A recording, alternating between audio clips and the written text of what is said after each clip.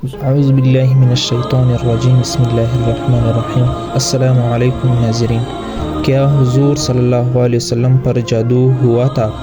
حضرت عائشہ رضی اللہ تعالیٰ عنہا سے روایت ہے کہ بنو زریق کے یہودیوں میں سے لبید بن عاصم نامی ایک یہودی نے رسول اللہ صلی اللہ علیہ وسلم پر جادو کر دیا، یہاں تک کہ رسول اللہ صلی اللہ علیہ وسلم کو یہ خیال آتا کہ میں یہ کام کر رہا ہوں، حالانکہ آپ وہ کام نہیں کر رہے ہوتے تھے، حتیٰ کہ ایک دن یا ایک رات کو رسول اللہ صلی اللہ علیہ وسلم نے دعا کی، پھر دوبارہ دعا کی، پھر تیسری بار دعا کی، پھر فرمایا، اے عائشہ، کیا تمہیں معلوم نہیں کہ جو کچھ میں نے اللہ تعالیٰ سے پوچھا تھا وہ اللہ تعالیٰ نے مجھے بتلا دیا؟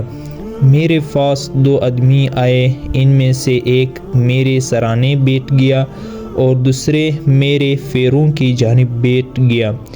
سو جو آدمی میرے سرانے بیٹھا تھا اس نے پیروں کی جانب والے سے کہا، یا پیروں کی جانب بیٹھنے والے نے سرانے والے سے کہا، اس شخص کو کیا تکلیف ہے؟ دوسرے نے کہا، ان پر جادو کیا گیا ہے۔ پہلے نے کہا، کس نے جادو کیا ہے؟ دوسرے نے کہا، لبید بن عاصم نے۔ پہلے نے کہا، کس چیز میں جادو کیا ہے؟ دوسرے نے کہا، کنگھی میں اور کنگھی سے چڑھنے والے بالوں میں، اور کہا، ترکجور کے خوشہ کے غلاف میں۔ پہلے نے کہا، یہ چیزیں کہاں ہیں؟ دوسرے نے کہا، ذی اروان کے کنویں میں۔ حضرت عائشہ رضی اللہ عنہا نے کہا، پھر رسول اللہ صلی اللہ علیہ وسلم اپنے چند اصحاب کے ساتھ اس کنویں پر گئے۔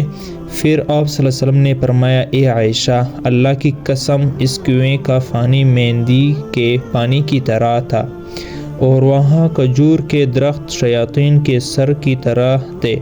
حضرت عائشہ رضی اللہ عنہا بیان کرتی ہیں، میں نے کہا، اے اللہ کے رسول صلی اللہ علیہ وسلم، آپ صلی اللہ علیہ وسلم نے اس کو جلا کیوں نہیں دیا؟ آپ صلی اللہ علیہ وسلم نے فرمایا، نہیں، اللہ نے مجھے اچھا کر دیا، اور میں لوگوں میں فساد بڑھانے کو برا سمجھتا ہوں، اس لیے میں نے اس کو دفن کرنے کا حکم دیا۔